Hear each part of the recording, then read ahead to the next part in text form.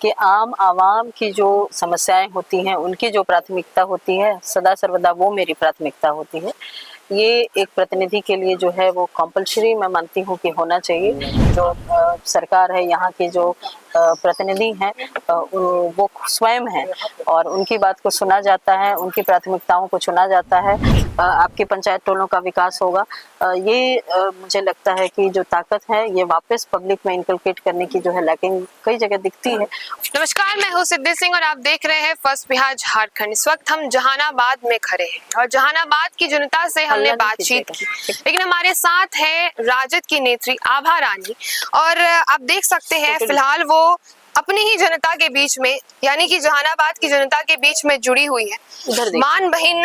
योजना जो तेजस्वी यादव की योजना है, माँ बहन योजना के साथ वो जनता के बीच जुड़ी है, जनता से संपर्क भी रखती हैं और फॉर्म भरने में जो है सीधे मदद जनता की कर। मोबाइल नंबर बताइए। उन्हीं से जुड़ेंगे हम और उन्हीं से बातचीत करेंगे कि क्या कुछ जो है जहानाबाद की जनता की ओर जो है जिस प्रकार से जनता आगे बढ़ रही है, तेजस्वी यादव के साथ तो आगे बढ़ रही है, लेकिन हमने जनता से राय ली आभा जी, कहीं ना कहीं वो लोग नए विकल्प की जो है तलाश कर रहे हैं। राजद विधायक जो है यहाँ से, उनसे जनता संतुष्ट नहीं दिखाई दे रही, क्या बोलिएगा इस पर? देखिए, इस विषय में तो पार्टी के कार्यकर्ता क्या ही बोल सकते हैं। इस विषय में जो भी निर्णय होगा वो हमारे नेता का जो निर्णय होगा वही सबको मान्य होगा और मुझे यकीन है कि नेता जनता की आवाज़ को जो हमेशा सुनते हैं, गंभीरता से वर्करों की बात को, जनता की बात को सुनते हैं, यकीनन वो इस पर आम आवाम की जो आवाज़ है उस पर वो निर्णय लेंगे। निर्णय की बात करें तो यहाँ की जनता से जब हम जुड़ते हैं, उनसे बात करते हैं, तो वो सीधा जो है एक फैसले पर आ जाते हैं कि यदि तेजस्वी यादव को जहानाबाद से आगे बढ़ना है तो कहीं ना कहीं एक नए चेहरे के रूप में आपको देख रहे हैं, आभा रानी को मौका देने की बात कर रहे हैं। मैं क्या कह सकती हूँ, धन्यवाद कर सकती हूँ। लोगों का बहुत सहयोग, समर्थन, आशीर्वाद, स्नेह और लगाव है मेरे प्रति कि घर की बेटी को, बहू को उन्होंने नेतृत्व का जिम्मा दिया है। पहले भी भरोसा जताया है जिला पार्षद के रूप में, जिला परिषद अध्यक्ष के रूप में और सामाजिक जीवन में लगातार मेरी उपस्थिति को एक उत्सव सा बनाने का जो काम यहाँ की महिलाएं, बुजुर्ग और नवयुवक करते हैं, मैं उसके लिए आभारी व्यक्त कर सकती हूँ और उनकी भावनाएं हैं, उनका लगाव है, उनका अपनत्व है और मेरी भी कटिबद्धता है, प्रतिबद्धता है कि सामाजिक जीवन में आने के बाद जब लोगों का इतना लगाव है, इतना आशीर्वाद और स्नेह है, तो यकीनन दुगने उत्साह के साथ उनको वापस करने के लिए सामाजिक जीवन में पूरी प्रतिबद्धता के साथ मैं भी डटी रहूं। आभा जी, देखा जाए तो जहानाबाद में 10 साल से राजद की ही कहीं ना कहीं विधायकी रही है। यदि इस बार अगर आपको मौका मिलता है, जो 10 साल से राजद नहीं कर पाया, क्या आप क्या नया करिएगा जनता के लिए जो है, क्योंकि सीधे जो है गरीब आपसे जुड़ रहे हैं, सीधे कह रहे हैं कि गरीबों के लिए जो है सुधा यादव नहीं रहे, आप ही रही हैं। यदि आपको मौका मिले तो आप किस और किस प्रकार से एक नई कायाकल्प के साथ जहानाबाद में जाए? मेरी जो कार्यशैली शुरू से रही है, चाहे जिला पार्षद के रूप में हो, लोगों ने मुझे जिला परिषद अध्यक्ष के रूप में देखा है कि आम आवाम की जो समस्याएं होती हैं, उनकी जो प्राथमिकता होती है, सदा सर्वदा वो मेरी प्राथमिकता होती है। ये एक प्रतिनिधि के लिए जो है वो कंपल्सरी मैं मानती हूँ कि होना चाहिए कि आप अपनी बात ना थोपे, उनकी बात उनके हिसाब से, उनकी प्रायोरिटी के हिसाब से हम लोग अपनी जो स्कीम्स होती हैं, योजनाएं होती हैं, उनकी प्रायोरिटी तय करें। और ये योजनाओं के अलावा इससे इतर जो सबसे गंभीर मसला होता है कि आम आवाम के, आम जनता के जिन्होंने जताया, उनके सुख में, उनको उनके दुख में, उनकी हर सम और विषम परिस्थिति में जो है उपस्थिति का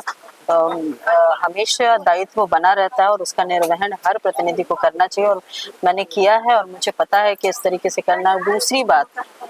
महिलाओं की बात करें, युवकों की बात करें, नेता भी रोजगार की बात करते हैं और महिलाओं की बात करते हैं, एक महिला प्रतिनिधि के तौर पे मैं महसूस करती हूँ कि मुझ पर ये जिम्मेदारी है कि एक बार जब जनता आपको चुन लेती है, अपनी पावर को आप तक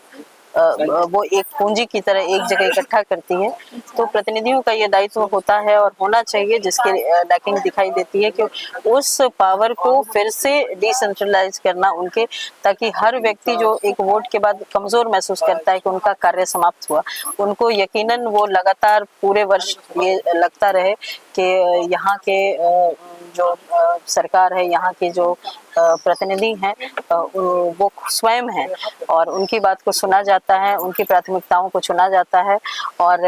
हमेशा सदा सर्वदा जो है वो उनके बीच में सहज और सरल रूप से उपस्थित रहने का और उनको ये एहसास होने का, महिलाओं की आवाज़ बनने की मेरी बराबर कोशिश होती है कि महिलाएं आधी आबादी भूमिका निर्वहन करती हैं, बखूबी करती हैं, धूप में बारिश में मतदान करती हैं, लेकिन उनसे उनकी राय क्षेत्र के विषय में उनकी भी एक सोच समझ होती है और ये महिलाओं के बीच में चौपाल और महिला चौपाल का जो मैंने लगातार पूरे विधानसभा में कार्यक्रम किया है और नुक्कड़ नाटक का कार्यक्रम, उसमें महिलाओं की अपनी एक सोच है, अपनी एक समझ है क्षेत्र के प्रति, विकास के प्रति, किस तरीके का वो अपनी पंचायत को, अपने गांव को, अपने कस्बे टोलों को देखना चाहती हैं। तो उन प्राथमिकताओं को भी कहीं ना कहीं बाहर निकालने की आवश्यकता है ताकि जो पावर की डिसेंट्रलाइजेशन की मैंने बात कही कि विकेंद्रीकरण, फिर से वो एक बार ही जमा करते हैं पावर वोटिंग के माध्यम से, उन तक वापस उस पावर को इनकलकेट करना कि आपके का सहयोग, आपकी भूमिका, आपकी सलाह, आपके मार्गदर्शन से ही आपकी पंचायत टोलों का विकास होगा।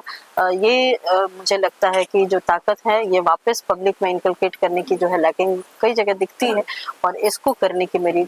कोशिश होगी कि ये मैं कर पाऊँ लोगों के लिए, जिस तरीके से मैंने कार्य किया है पूर्व से भी कि ये प्रतिष्ठा का विषय मात्र है कि सामाजिक जीवन में आने के बाद लोगों के उत्थान के लिए कार्य किया जाए और जिस दल से मैं जुड़ी हुई हूँ मुझे गर्व भी है अपने नेता पर और उस दल के विस्तार के लिए आम आवाम को, हर